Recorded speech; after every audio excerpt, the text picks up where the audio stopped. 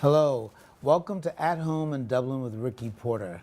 As you already know, this is a specialized program that's designed by TV35 to bring to you movers and shakers, men and women, children, students, people who make a difference in the city of Dublin.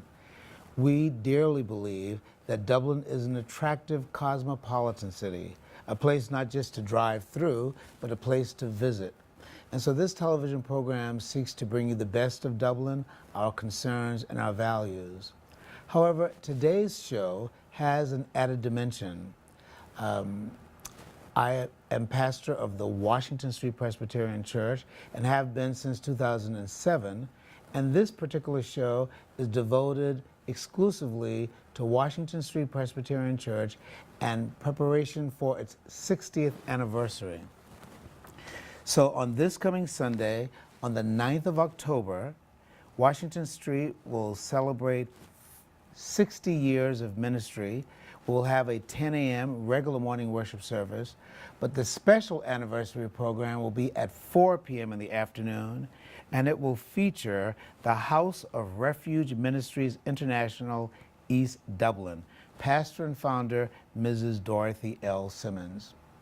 For this first part of the interview, I have a great opportunity to introduce to many of you and reacquaint for many of you a longtime citizen of Dublin, and he represents Washington Street in a very particular way, and I'll let you know. Hello, Mr. Stroman. Hello. Good to see you. Mr. Stroman represents a group of folk who played a major role in the founding of Washington Street Presbyterian Church.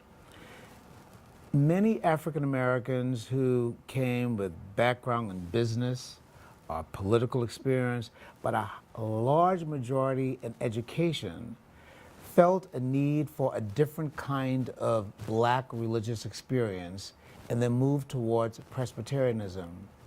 Mr. Stroman, and he'll tell you a little bit more about himself, came to Dublin as a mathematics professor at the Oconee High School, and he segued into mathematics at Dublin High School following integration, where I found out, speaking to him at the beginning of the preparation, that he actually became assistant principal at Dublin High School. I never knew that.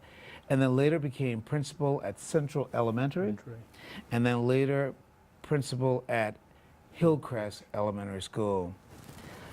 How did you happen to get to Washington Street Presbyterian Church? After arriving in Dublin, Mr. Manning, which was principal at Oconee High School, was a member or is a member of Washington Street Presbyterian Church, and since I was new to the community, he invited me to come to church with him since he was responsible for me coming to Dublin. And after going to church many Sundays and many years, in 1973, I decided to join Washington Street Presbyterian Church. I grew up in the Baptist Church in Orangeburg, South Carolina, and so not reconnecting myself with the Baptist Church here in Dublin.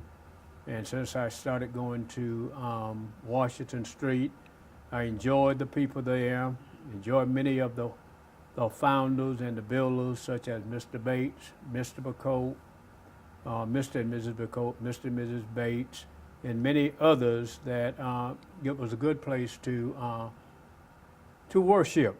And the ministers there, they preached great sermons, and now let me ask you this. You mentioned the minister. Who was the pastor when you came at Washington Street?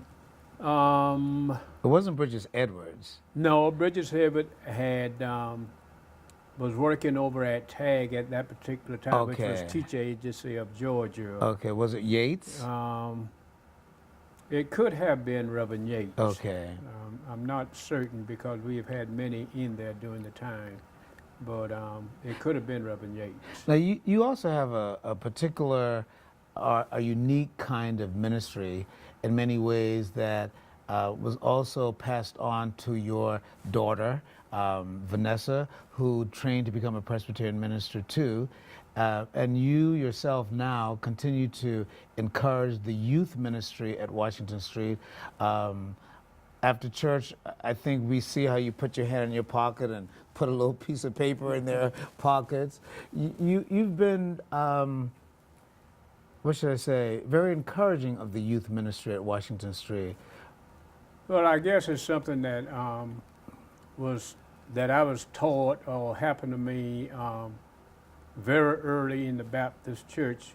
We were always, adults will always give us a little something after church. It's back there in the late 40s and early 50s. They would give you 10 cents, 15 cents, 25 cents, which was quite a bit of money at that time. But you don't give our children coins. You give them paper money. Well, you think about the increase in money since that time. So you try to give them something so that they would be appreciative of it. Even if you give them coins, I think that they would be very appreciative. And I don't think it's the amount that you give them, but it's the mere fact that you're giving them something and they are very appreciative of what you give them. Showing encouragement. Right. Well, let me ask you this. As a child yourself, you experienced that encouragement from your elders and as you were growing up? Oh, yes. When I was growing up, I guess I talk about it sometime with people my age and older, or in the same category, that we did not have very much when we were coming up because there wasn't a whole lot out there. When you were born in the 30s, that was right after the Depression, and so you did not have a whole lot. What little money that we would make, our parents we would give it to our parents, and then our parents would use it, and then on whatever we were doing in terms of making money, whether it was going downtown on Saturday where God had peanuts, we would sold peanuts for 10 cents a bag, and we would get 3 cents out of the 10 cent. And if we worked in the cotton fields and whatnot, all money's earned on Monday, Tuesday, Wednesday, and Thursday. Mother would get that and use that as far as taking care of the household. Correct. And we would get half of what we made on Friday. And if we decided to go and work on Saturday, then everything we earned on Saturday belonged to us. Well. So, and the street that I grew up on,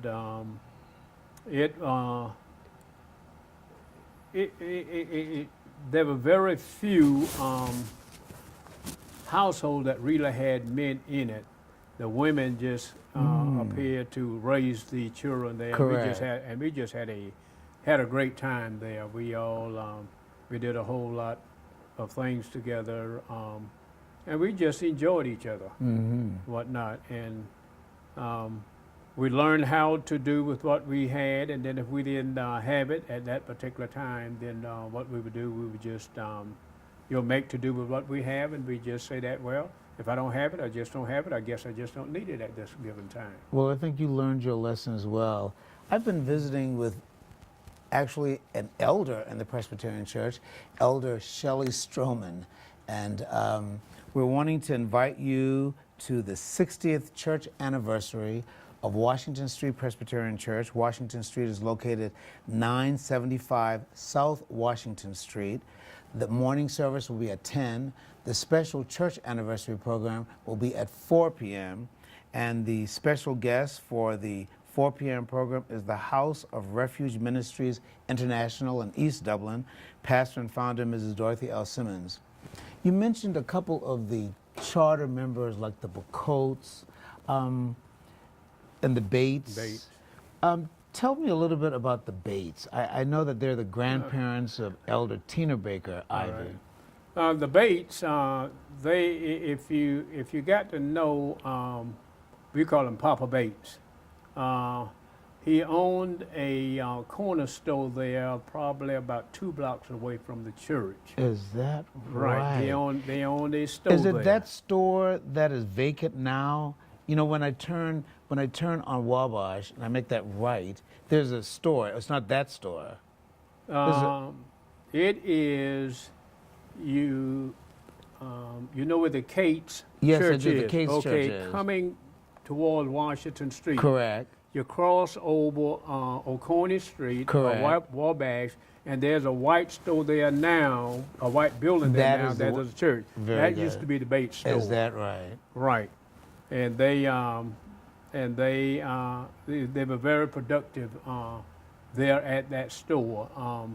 You had many blacks during that time that had stores here in Dublin, or cafes here in Dublin, that were very productive. They was and very thrifty with what they're doing. They got very good support from the people within that community, and the Bates. I guess they had great common sense. They had great communication, very likable people. If you met them one time, they will always remember you. Were never a stranger again. They're very productive there, and that's one thing about the original members of the church, is that you had many members that were not educators, but they were good workers, like the Simpson, hard workers. The Simpsons, which laid bricks, and Reverend Mr. Jones, which was an elder, E.J. Jones, he laid bricks, and that. So you had good people there, and even Mr. Brow, because when he came in, Mr. Roscoe Brower, who's Brower, presently a county commissioner. Right. So he came in. So they knew what they wanted, and they came together and they worked and they organized. They were great organizers.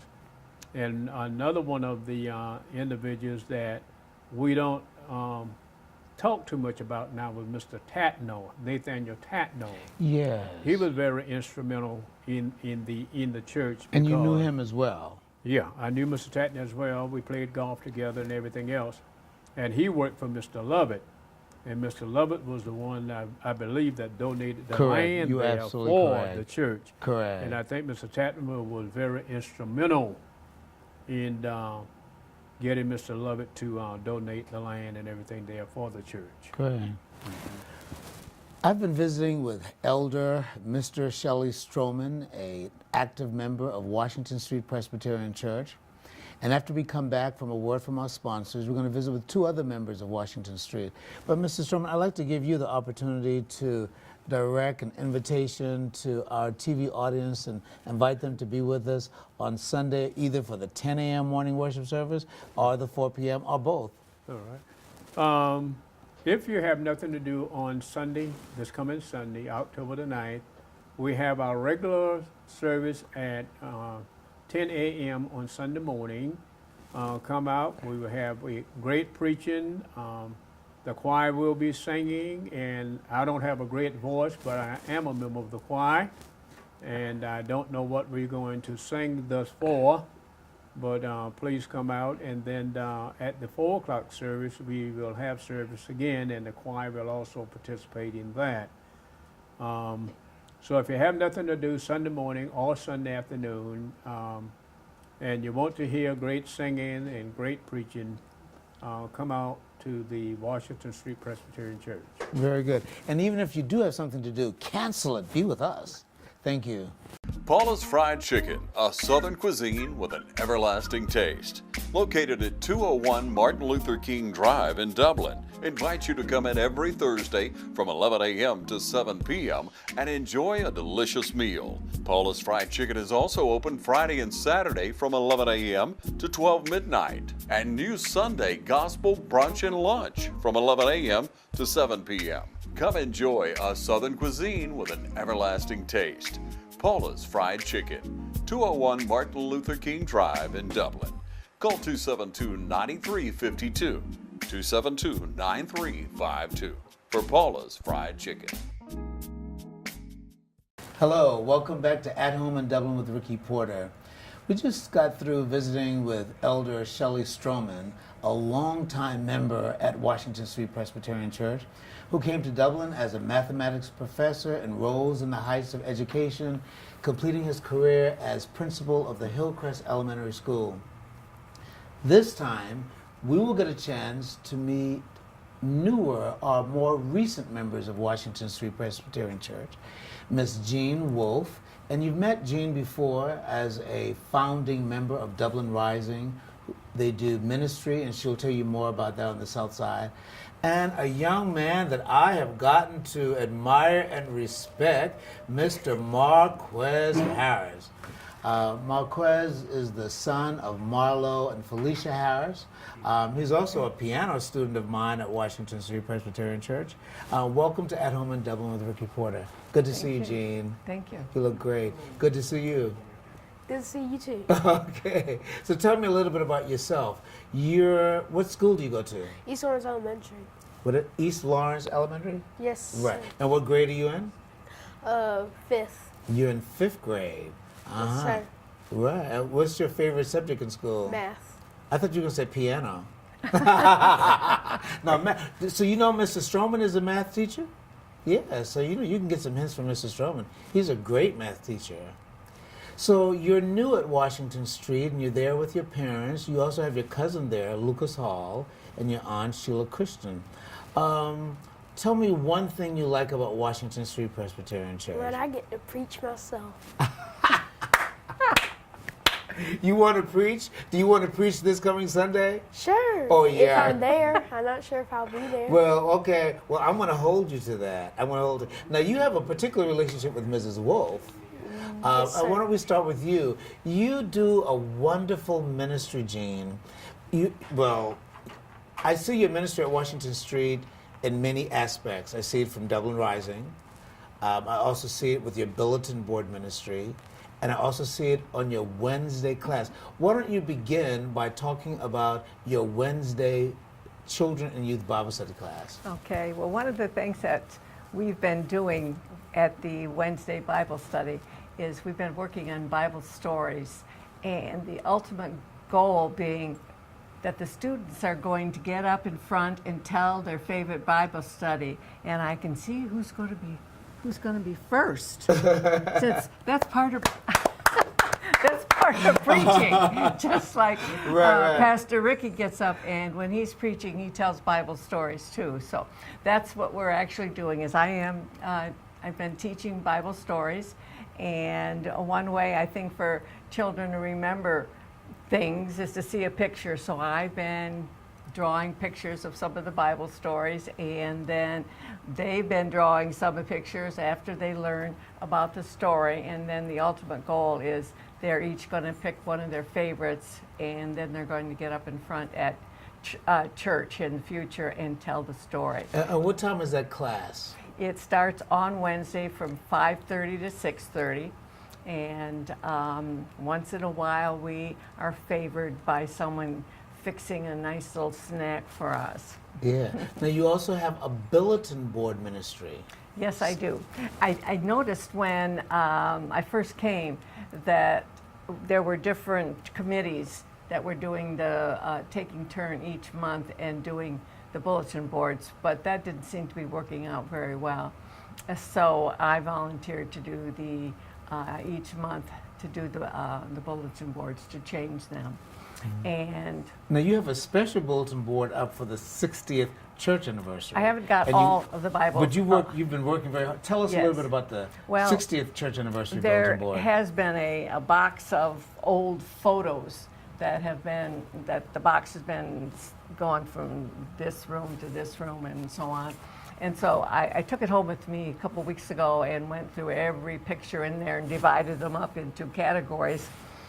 And the main bulletin board, Tina Baker Ivy and I worked on it over the weekend, and we have set it up with what I'd like to call, I guess, 3 frames, and we have them with old photos historical on them. figures, Yes. and then contemporary figures. That's right. Right. We've been visiting with members of the Washington Street Presbyterian Church, the only primarily or predominantly African American Presbyterian congregation in Dublin. I say predominantly because, as you can see, Mrs. Wolf is an African American, but in many ways she has the soul, I always tell her she has the soul of an older black woman. But Washington Street is a multicultural church, predominantly African American. It'll be celebrating its 60th anniversary this coming Sunday, October the 9th. They'll have a morning worship service at 10 a.m. and an afternoon special anniversary program at 4 p.m. with the House of Refuge Ministries International, East Dublin, pastor and founder Mrs. Dorothy L. Simmons. Earlier we visited with Elder Shelley Stroman, and now we're visiting with Mrs. Jean Wolfe and Mr. Marquez Harris. Now, I understand from your piano lessons that you have played your first recital several months ago. Yes, sir. And what was the name of that piece? Nobody knows the trouble I sing. A Negro Spiritual. So you played it first. Now, I know you played it second at Washington Street, but before you played it, where did you play it at? I can't remember. Okay, maybe it was it First African Baptist? First African Baptist, and then you played it at Washington Street. So you're really growing. I was talking to your father earlier. You can't stand close to me in the next year or two because you're going to be taller than me. I can see that already. But you're growing, and you've been active in church and you're active in school. Why is church important to you? Why is being a part of a church important to you as a young man? And how old are you again? 10. 10 years old. Okay. So why is church important to you? Because you get to be closer with God and learn about Him more than you already know by yourself by reading the Bible. Wow, did you rehearse that answer? I didn't. No. You didn't even know I was going to ask you that question, did you? Nope. So I think you want my job at Washington Street. Or maybe. Now, Jean, I met you actually before you became a member of Washington Street through your community ministry of Dublin Rising. Yes. And Washington Street has been supportive of that ministry. Why don't you say a little bit about that ministry? Because I see the Dublin Rising ministry as directly related to the Christian ministry that we do at Washington Street. That's true. Dublin Rising, I think the end goal for Dublin Rising, as I see it, is we have bought and we have purchased land over in the south, on the south side of town, which is where the church is located, and we have been able to choose the houses that have been able to be rehabbed. If they haven't been, we've paid the city to tear them down. If they've been able to be rehabbed, we have done that, and then we have been able to find veterans who are homeless, and we've been able to find homes for them. And the ultimate goal has been to help those that are renting, and with the help of this grant that we've recently And got. say something about that. You recently received a CHIP grant. That's right, and it's we are Community Housing Investment Program. About right, $165,000. and it's through HUD. Yes. And we're going to be able to, 4 or 5 houses, we're going to be able to help 4 or 5 people own the houses. And this is the ultimate goal that Dublin Rising has been, is to help renters become homeowners. Low income to moderate income families. That's right. I think that's And a magnificent ministry. It is so thrilling to actually think of, for example, there's one person that has been renting her house for 30 years, pays on time when she, for 30 years she's been paying on time. She still is a renter, but through Dublin Rising and through this grant, she's going to become a homeowner. I think that's and great. she is so, I'm as excited as she is. I can tell. And this is just, I mean, this is a gift from God to be able to help people to do this. Right. And so through Dublin Rising and the help of God and this grant, she is going to end up with a beautiful home, and it's going to be her own home. And the spiritual support of Washington Street. Absolutely. Right. In a moment, we're going to get both of you to speak directly to our TV audience and to invite them to be with us for our church anniversary. So come up with something exciting to say to invite people to be with us on this coming Sunday. We have been visiting with members of the Washington Street Presbyterian Church, where I serve as pastor, and it's been a privilege to have served them. I've been in Dublin since 2007. Earlier, we visited with a longtime member of Washington Street, a very renowned educator in Dublin, Shelley Stroman. And now we're visiting with Marquez Harris and Jean Wolfe. We'd like to invite you to be with us on this coming Sunday, the 9th of October. Our regular morning worship service is at 9 a.m., and then we have a special program at 4 p.m. That special anniversary program will have a reception that will follow, and it will feature the House of Refuge Ministries International in East Dublin, Georgia, pastor and founder Mrs. Dorothy L. Simmons. Now, Mr. Stroman said he didn't have a good voice. Mrs. Stroman has a great voice, and he will be singing in the choir. So we do want you to come out and be with us. Now, we'd like to give both of you an opportunity to speak directly to the camera with a nice smile and invite them to be with us on Sunday. And we'll begin with you, Marquez.